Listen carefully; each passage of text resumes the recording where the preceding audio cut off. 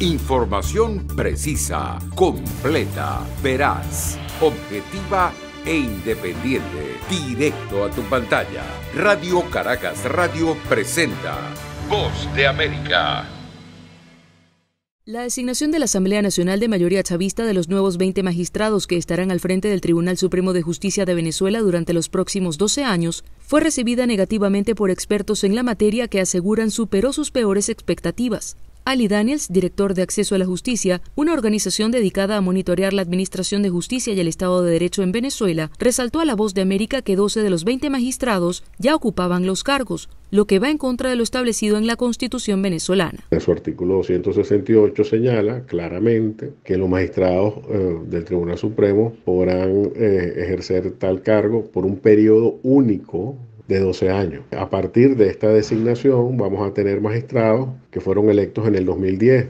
Hay 2 personas que están en ese supuesto. Esto quiere decir que esas 2 personas podrán ser magistrados hasta por 24 años. Es decir, el doble de lo que la límite constitucional establece. Daniels añadió que el proceso de selección estuvo viciado, entre otras cosas, porque se dio con más de un mes de retraso por presuntas diferencias internas en el chavismo respecto a la repartición de cuotas de poder. Nuestras expectativas de que en Venezuela haya una justicia imparcial independiente, pues han sido completamente decepcionadas. En un comunicado, el gobierno interino presidido por Juan Guaidó aseguró que el acto busca proteger a los corruptos y a los violadores de derechos humanos y entorpecer esfuerzos de instancias como la Corte Penal Internacional. En enero fue aprobada la reforma de la Ley Orgánica del máximo órgano judicial venezolano que disminuye de 32 a 20 el número de magistrados que, de acuerdo a funcionarios del gobierno del presidente Nicolás Maduro, pretende garantizar respuestas eficientes y mejorar el sistema de justicia en el país. Carolina Alcalde, Voz de América, Caracas.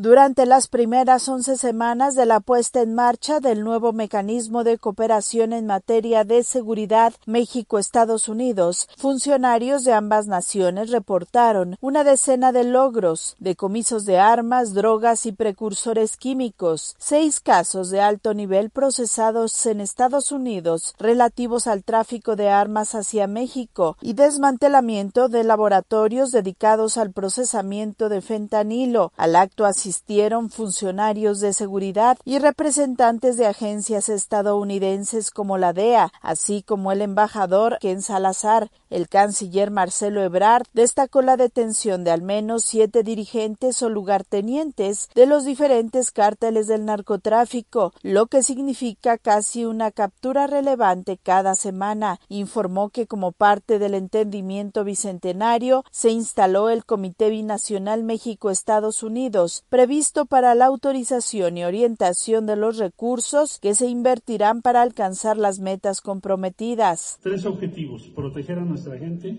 prevenir delitos fronterizos y perseguir a las redes criminales. Son los 3 principales objetivos de este entendimiento. El entendimiento bicentenario en síntesis está funcionando. El embajador Ken Salazar dijo que ambos gobiernos deben hacer más porque los asuntos son muy complicados. En particular se refirió a la necesidad de desmantelar la cadena de organizaciones de tráfico de personas.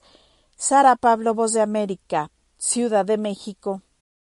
La administración del presidente Daniel Ortega, a través de la Procuraduría General de la República, declaró de utilidad pública el edificio donde funcionaban las oficinas de la Organización de los Estados Americanos y anunció la creación en esas mismas instalaciones expropiadas del que será el Museo de la Infamia. La expropiación de la sede de la OEA también fue anunciada por la primera dama y vicepresidenta Rosario Murillo, a pesar de que era un local rentado. Las oficinas de la deplorable OEA, despreciable OEA, ha sido objeto de declaratoria de utilidad pública, va a desarrollar el Museo de la Infamia. En tanto, el Consejo Permanente de la Organización de los Estados Americanos, reunido en su sede en Washington el miércoles, analizó la situación de las instalaciones del organismo hemisférico en Nicaragua y varias delegaciones se manifestaron al respecto, asegurando que se trata de un acto violatorio del derecho internacional y una de las más grandes ilegalidades, seguida de medidas nacionales que afectan a terceros que simplemente ejecutaron una acción de renta inmobiliaria. En una reacción a estos hechos, la defensora de derechos humanos Aide Castillo comentó: este actuar del régimen es una vergüenza para nosotros, para todo el pueblo de Nicaragua, porque contradice totalmente el sistema de valores. La medida del gobierno nicaragüense aplicada al organismo internacional es la misma ejecutada contra medios de comunicación nacionales como el diario La Prensa y 100% Noticias, así como contra más de 90 organizaciones sociales que también fueron despojadas de su personería jurídica. Daliana Ocaña, Voz de América,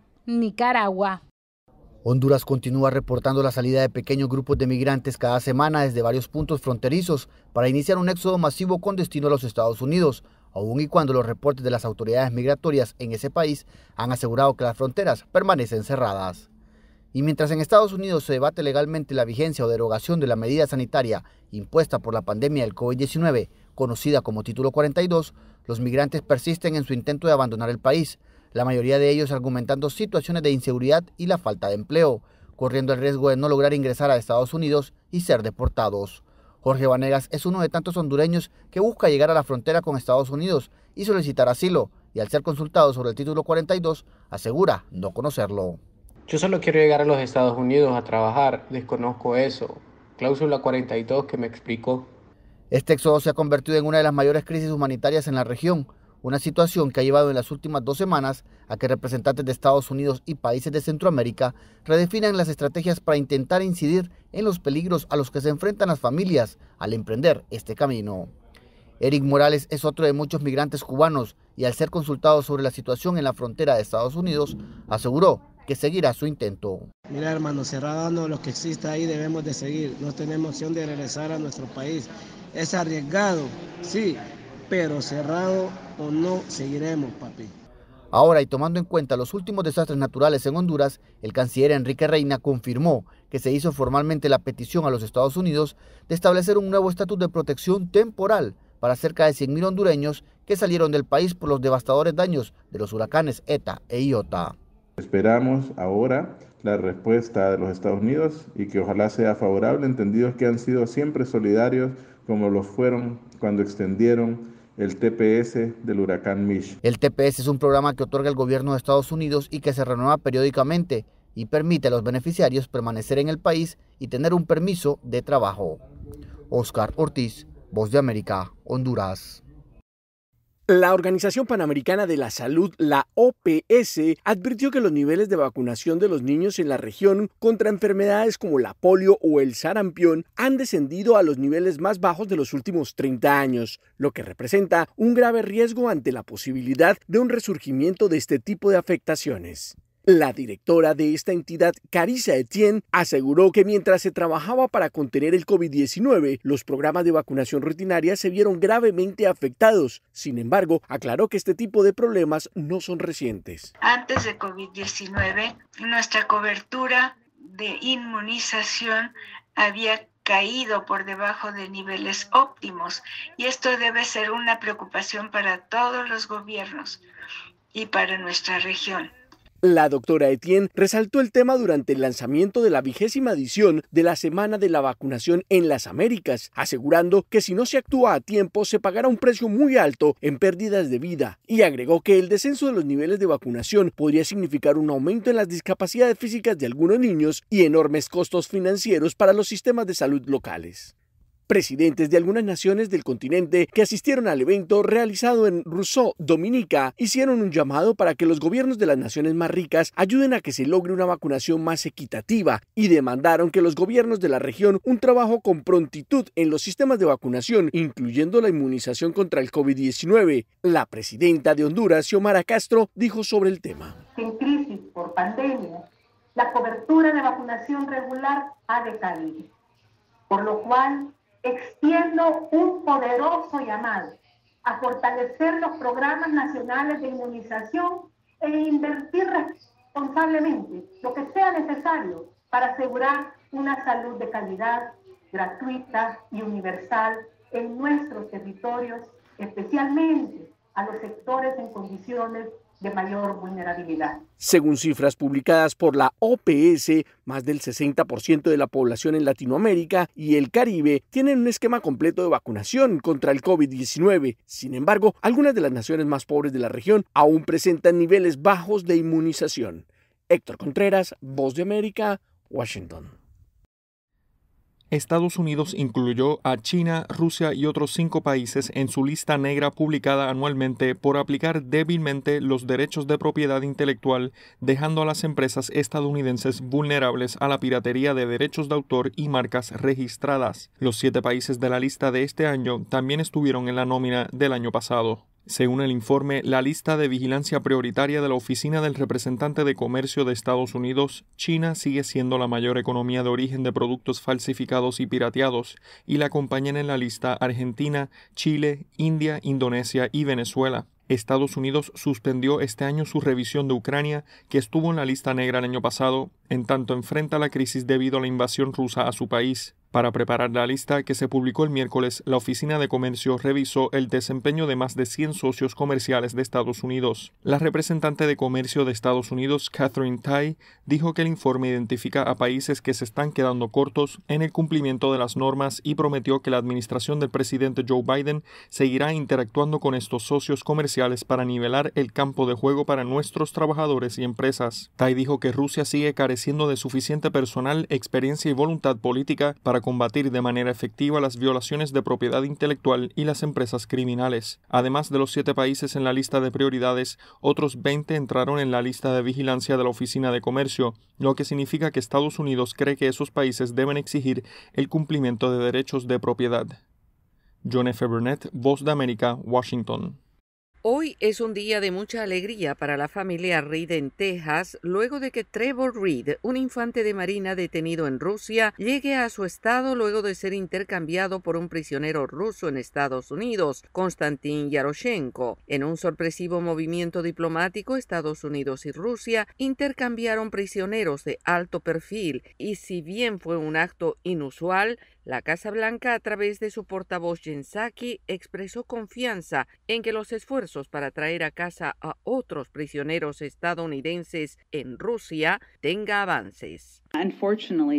Desafortunadamente, hay estadounidenses que están retenidos en otros lugares del mundo y que todavía estamos trabajando para traerlos a casa, y esa ha sido la preocupación del presidente desde mucho antes, dijo. Y en otro tema, desde Ucrania, la viceministra de Relaciones Exteriores, Emin Saparova, dijo que la lista de crímenes de guerra cometidos por las tropas rusas en su país crece a diario y que la rendición de cuentas es fundamental. La ciudad de Mariupol se ha convertido en polvo, dijo Saparova en una reunión informal del Consejo de Seguridad de la ONU, y advirtió que diariamente se encuentran nuevas fosas comunes y cuerpos enterrados en las ciudades ucranianas, y que los soldados rusos cometen crímenes contra civiles como torturas, violaciones y asesinatos. Por su parte, la fiscal general de Ucrania, Irina Benediktova, dijo desde Kiev que su oficina ha abierto 8.000 casos para investigar denuncias de violaciones y la lista sigue creciendo. Varios gobiernos han ofrecido asistencia a Ucrania para llevar a cabo investigaciones y documentar abusos. Y la Organización de las Naciones Unidas informó que su oficina humanitaria está movilizando un equipo experimentado de todo el mundo para coordinar con el Comité Internacional de la Cruz Roja la compleja evacuación de civiles de la planta siderúrgica sitiada en la maltratada ciudad ucraniana de Mariupol. Se dice que unos 2.000 soldados y 1.000 civiles están escondidos en búnkers debajo de la destruida estructura. El portavoz adjunto de la ONU, Farhan Haq, dijo a los periodistas que la ONU está tratando de traducir el acuerdo Guterres-Putin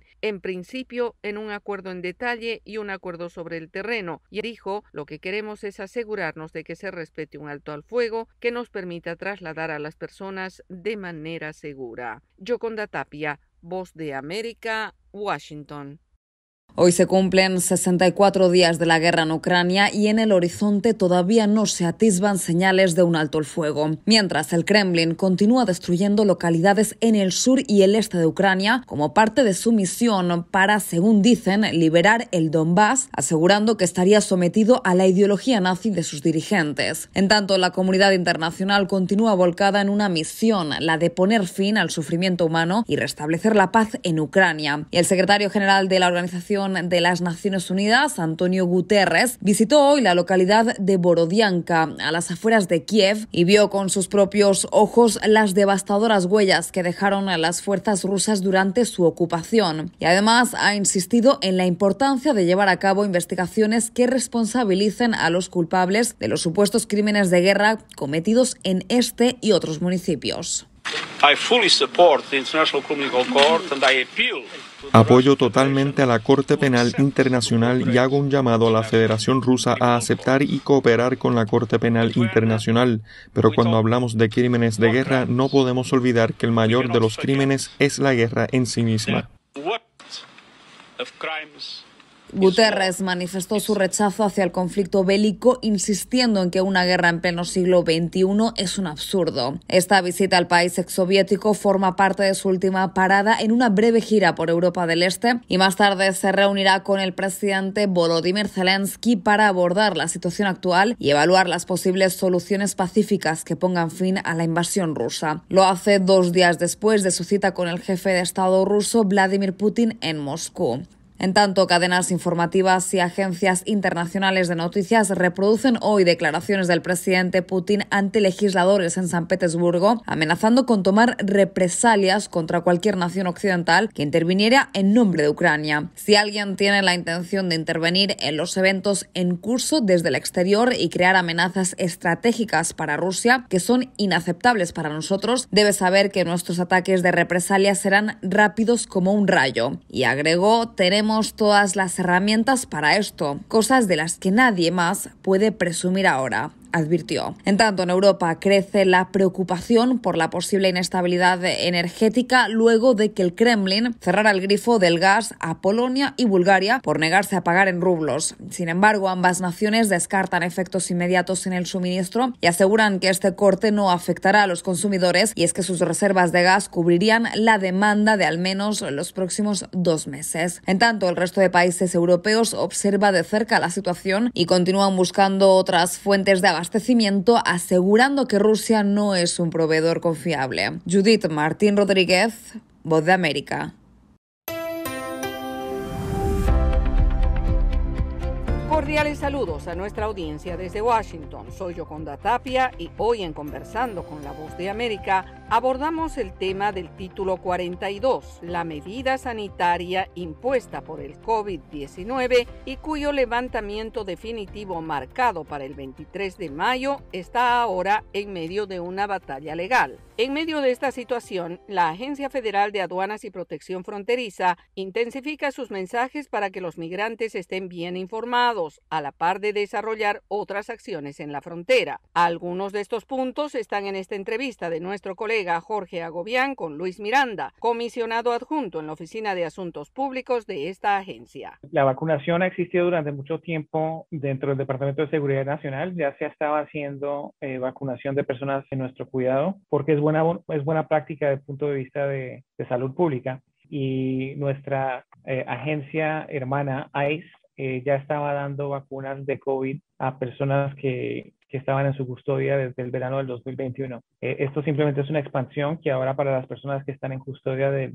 CBP, que es la Agencia de Seguridad Fronteriza, entonces también para las personas que cumplen con los requisitos de edad, entonces se les va a dar también vacunas en varios puntos a lo largo de la frontera si están tratando de ingresar ilegalmente. ¿Por qué? Porque es importante tomar esas medidas para resguardar la seguridad y la salud de tanto de las personas en detención como de los agentes que trabajan con ellos y las comunidades que las rodean, ¿no? Entonces, eso ya está comenzando y ya se estaba haciendo desde el verano pasado en otras partes de la agencia migratoria, que es ICE, y ahora simplemente lo estamos expandiendo para hacerlo también en centros de procesamiento de CBP. ¿Cómo impactan los acuerdos de visa que han impuesto otros países a los números de migrantes llegando a la frontera de Estados Unidos? Por ejemplo, México impuso restricción de visa para venezolanos, por ejemplo. ¿Cómo cree usted que estas restricciones están impactando e impactarán los números de migrantes en la frontera con México? Bueno, todo tiene impacto y por eso es tan importante sin hablar de ninguno de esos acuerdos específicos, porque todo depende de,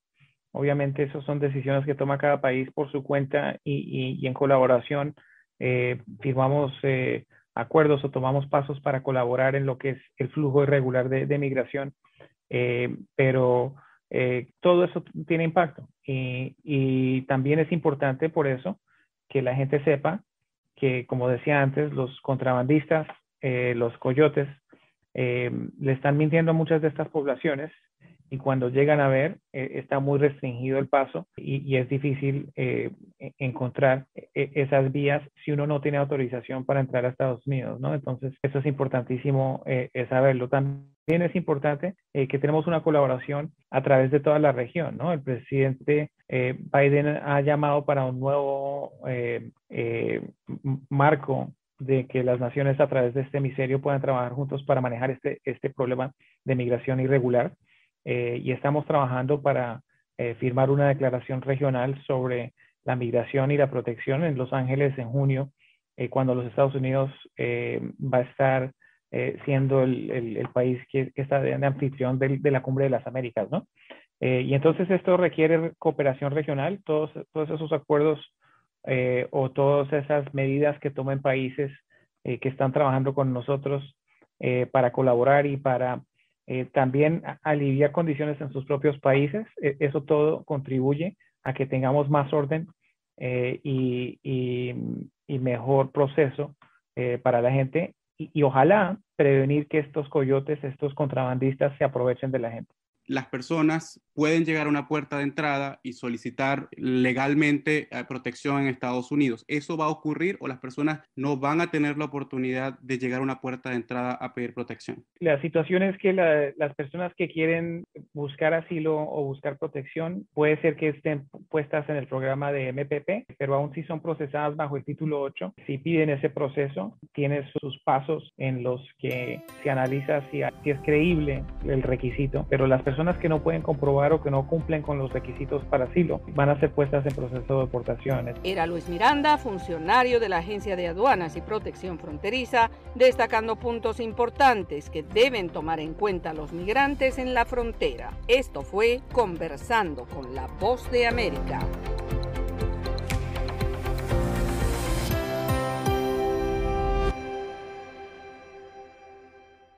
Información precisa, completa, veraz, objetiva e independiente. Directo a tu pantalla.